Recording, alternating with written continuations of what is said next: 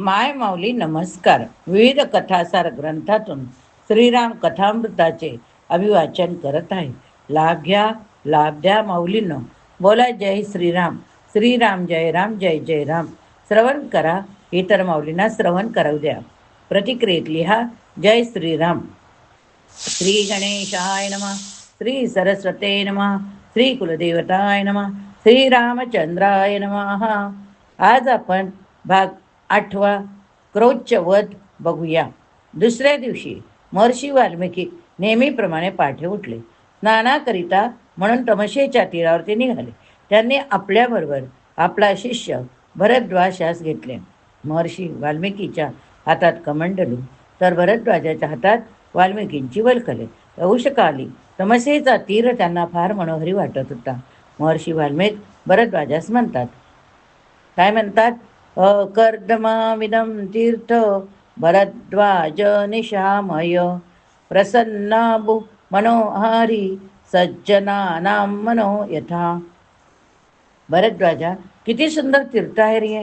सगळे वातावरण मनाला कसे प्रसन्न करून टाकणारे. आणि पाणी बघ किती सुंदर, किती स्वच्छ. सज्जन माणसाचे मन ज्याप्रमाणे निर्मळ आणि प्रसन्न असते त्या प्रकारचे तीर्थ. वस्तुतः ते नेहमीच त्या ठिकाणी गेलेले आहे, पण आज त्यांना ते स्थान अधिकच निर्मळ वाटू लागले. ते आनंदाने वारंवार पुलंकित होत होते.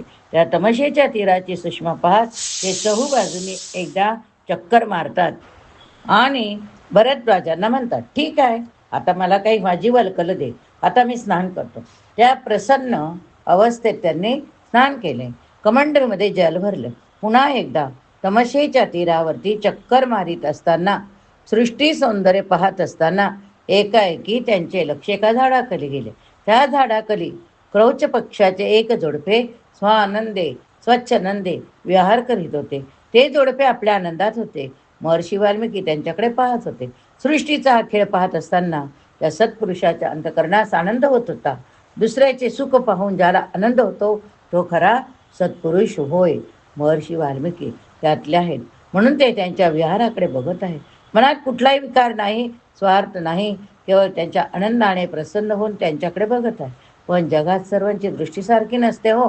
महर्षी वाल्मिकी प्रसन्न अवस्थेत त्या दाम्पत्याचा विहार बघत आहे आणि त्यावेळेला त्या ठिकाणी दबा धरून बसलेला एक व्याघ, एक शिकारी त्या पक्ष्यांकडे बघतो आहे.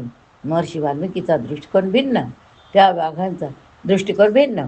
क्रौच पक्षाच्या त्या जोडप्याकडे तो शिकारी म्हणून पाहतो आहे. एकाएकी त्याच्या धनुष्यातील बाण सुटला आणि त्या क्रौच पक्षाच्या नराच्या छातीत घुसला. दुसऱ्या क्षणी ची ची ची करीत त्या क्रौच जोडप्यापैकी तो नर खाली कोसळला.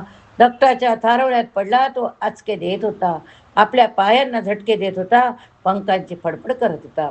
अत्यंत केविलवाण्या नजरेने तो त्या मादीकडे बघत होता. विलक्षण व्याकुळ झालेली ती मादी त्या नराच्या भोवती गिरट्या घालत होती आणि सारखी ची ची करत होती. महर्षी वाल्मिकीने हे दृश्य स्वतः डोळ्याने पाहिले. क्षणार्धात ते सगळे घडलेले होते. हे कसे घडले त्यांना कळेना. त्यांनी एकाएकी वळून त्या व्याधाकडे पाहिले आणि त्याच्या मुखातून उत्स्फूर्तपणे काही शब्द बाहेर पडले. ते आपण आता ऐकूया. मा निशात प्रतिष्ठां त्वं अगमा शाश्वती समा यत क्रौच मिथुनात एकम अवधी काम मोहित. अरे पापी निषादा, आयुष्यभर तुला शांती मिळणार नाही रे. कधी प्रतिष्ठा मिळणार नाही. आपल्या क्रीडेमध्ये मग्न असलेल्या त्या जोडप्यापैकी त्या नराला ठार केलेस. पुन्हा पुन्हा त्याच्या मुखातून तेच वाक्य निघत गेले. इतके त्यांना दुःख झाले. पायातळी अंतरित जीव आपला. या ज्ञानोबाच्या उक्तीप्रमाणे चालणारे ते संत जगात कोणतेही मन दुखावलेले त्यांना चालत नाही.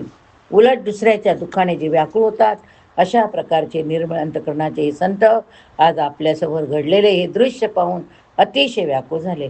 पण आता ते काय करणार? किती किती प्रसन्नता त्यांच्या अंतकरणात भरली होती, ओसंडून वाहत होती हो. त्याच वेळेला अंतकरणावरती हा आघात झाला. विषण्ण अवस्थेत शोकाकुल अंतकरणाने ते आश्रमाकडे परतले. आश्रमाकडे परतत असताना त्यांच्या मनामध्ये एक दुसरा विचार डोकावा लागला.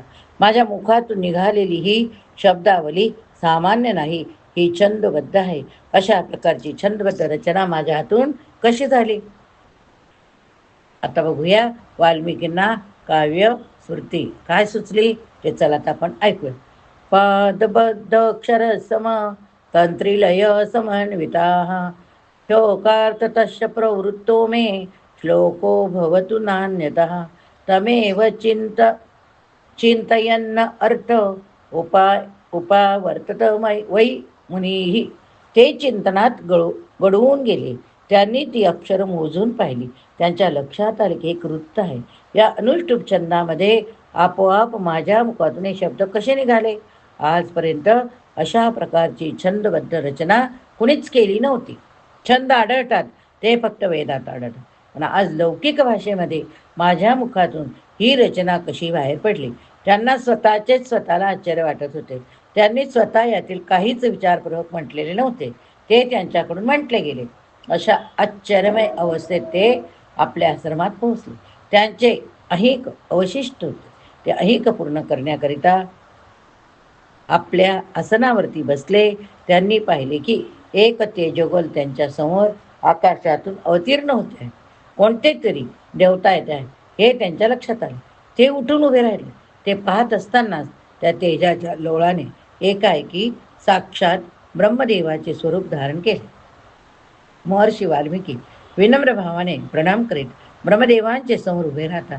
ब्रह्मदेव म्हणतात, वाल्मिकी, तुला आश्चर्य वाटते ना की तुझ्या मुखातून आज एकाएकी छंदबद्ध रचना बाहेर पडली? पण लक्षात ठेव, हे सगळे मी केले. मच्छंदा देवते ब्रह्मन् प्रवृत्ते सरस्वती कुरु रामकथां पुण्यां श्लोकबद्धा मनोरमां. तुझ्यातली सरस्वती, तुझ्यातली प्रतिमा मी जागृत केली, आणि याचे कारण आम्हाला तुझ्याकडून एक फार मोठे काम करून घ्यायचे. महर्षी वाल्मिकी हात जोडून उभे. ब्रह्मदेव त्यांना आज्ञा करीत आहे की तू रामचरित्र लिही.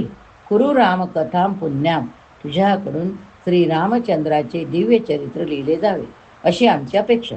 तुला वाटेल की प्रभू रामचंद्राच्या आयुष्यातील काही घटना मला ठाऊक असल्या तरी पण सगळ्या घटना मला कुठे ठाऊक आहे? पण मी तुला एक गोष्ट सांगून ठेवतो. या रामचरित्रामधील सगळ्याच व्यक्तींच्या घटना, सगळ्या केवळ घटनाच नव्हे तर त्या घटना प्रसंगी त्या व्यक्तीच्या अंतःकरणात जागृत झालेले सगळे भाव तुला अचूक समजतील, आणि ते तुझ्याकडून आपोआप भूर्ज पत्रावरती अंतरात उतरत जातील. तुला करायचे काहीच नाही, फक्त लेखणी घेऊन बसायचे. बाकी सगळे आपोआप घडणार आहे.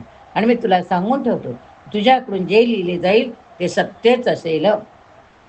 न ते वाक अनृता काव्य कचित दत्र भविष्यती. कुठेही तुझ्याकडून काल्पनिक अथवा चुकीचे असे काही लिहिले जाणार नाही. जे लिहिले जाय ते यथार्थ. आणि वाल्मिकी जोपर्यंत जगत आहे तोपर्यंत तुझ्याकडून लिहिले जाणारी रामकथा,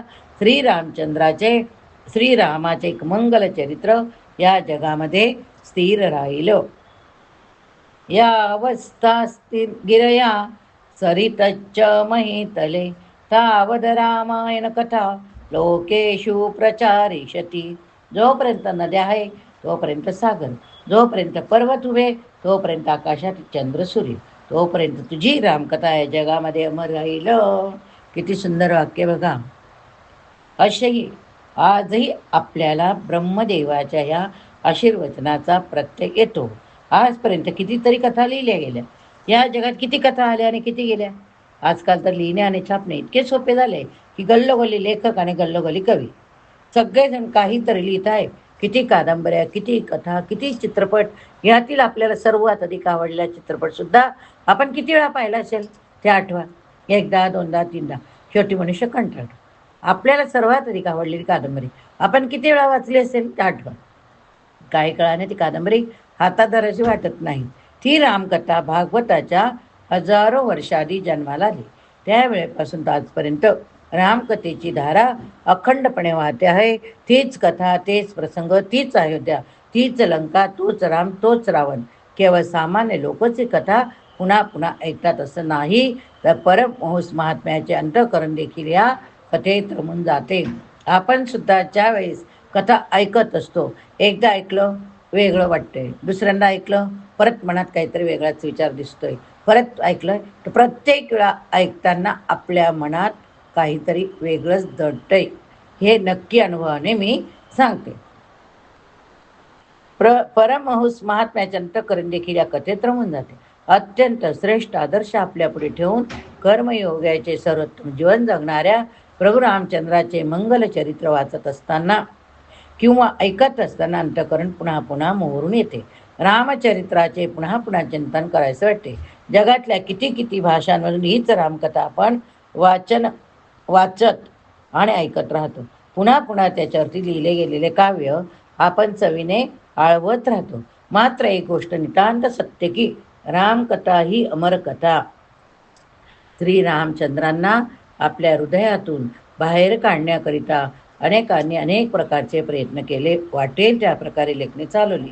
अनेक खोट्या नाट्या गोष्टी लिहिल्या, छापल्या, तरी पण रामचंद्राच्या आपल्या हृदयातील शांतशी आढळच. हयात असताना रामचंद्राने रावणावर मात केली, तर उत्तर काळात अनेक प्रकारच्या आरोपांवरती, कुकथांच्यावरती मात करीत रामकथेची वंदाकिनी जशीच्या तशीच वाहत आहे आणि वाहत राहणार आहे. आपण सुद्धा त्या वाहत राहणाऱ्या कथेचा लाभ घेत होतो. रामचंद्र देव होते की मानव? सांगा. चला आपण ऐकूया आता. भगवंताची अतिविलक्षण अशी कथा आपल्या मनात प्रश्न निर्माण करते की ही खरोखर मनुष्याची कथा आहे की देवाची कथा? ही चर्चा सुद्धा नवीन नाही. आज सुद्धा हा विषय आपल्याला वाचायला मिळतो किंवा ऐकायला मिळतो. त्याद्वारे आपल्याही मनात कधी कधी हे द्वंद्व उभे राहते की खरोखर भगवान श्रीराम मनुष्य होते की देव होते. यात खरा दोष त्या चरित्र नायकाचाच आहे. त्यांच्यामध्ये एवढे गुण आहेत की त्यांच्या मनुष्यत्वाबद्दल संशय वाटावा. अशा प्रकारचा संशय केवळ आपल्यासारख्या लोकांना किंवा रामचंद्राच्या बद्दल श्रद्धा नसलेल्या लोकांना किंवा भगवान रामचंद्राची आपल्या अंतःकरणात असलेली मूर्ती बघणं करावी अशा प्रकारची इच्छा असणाऱ्या लोकांनाच पडतो असे नाही. भगवान रामचंद्राबद्दल अपार प्रेम असणाऱ्यांना हा प्रश्न पडतो. तुम्हाला पडला का? रामचरित मानसामध्ये याबद्दल एक अतिशय गोड कथा आहे. अशा प्रकारचा संशय एकदा महर्षी भरद्वाजांनाही निर्माण झाला. त्यांना आपल्या मनातली खळबळ कोणापुढे व्यक्त करावी कळेना. सामान्य माणसाच्या मनात शंका येतात, तेव्हा एखादा श्रेष्ठ विद्वान भेटला की त्यांना ते प्रश्न विचारू शकतात. पण जेव्हा भरद्वाजासारख्या विद्वान ऋषींच्या अंतःकरणात असा प्रश्न निर्माण होतो, तेव्हा त्याचे निराकरण कोणाकडून करून घ्यावे हा देखील एक प्रश्नच असतो. भरद्वाजासारख्या श्रेष्ठ मुनीश्वरांना वाटले की रामचंद्र हे दशरथाचा पुत्र असलेले मानव की उपनिषदातील प्रतिपाद्य विषय असलेले परब्रह्म. ह्या प्रश्न विचारण्याची संधी एकदा त्यांच्यासमोर चालत आली. महर्षी याज्ञवल्क्याचे आगमन एकदा प्रयागला झाले. त्यांना भेटायला आलेले सगळे लोक निघून गेल्यावर भरद्वाजांनी त्यांना एकांतात विचारले, गुरुदेव, माझ्या पुढे असा एक प्रश्न पडतो की भगवान श्रीराम नेमके काय आहेत? तो साक्षात परब्रह्म आहेत ते की दशरथाचा पुत्र असलेले मनुष्य आहेत? कितीतरी दिवसापासून हा प्रश्न माझ्या मनात घोंगावत आहे. आपल्या मनात अशा प्रकारची शंका येते याची मला लाज वाटते. महर्षी याज्ञवल्क्य म्हणाले, भिण्याचे काही कारण नाही. अशा प्रकारची शंका अनेक मोठमोठ्या मंडळींना आधीपासून येत गेलेली आहे. भगवान महादेवाची पत्नी भगवती सती हिला सुद्धा ही शंका येऊन गेलेली आहे. या ठिकाणी हा भाग संपवूया. पुढील भागात आपण रामचरित मानसातील सतीची कथा श्रवण करूया. जर तुम्ही हा भाग श्रवण केला असेल तर लिहायला विसरू नका. जय श्रीराम. श्रीराम जय राम जय जय राम. श्रीराम जय राम जय जय राम. बोला जय श्रीराम.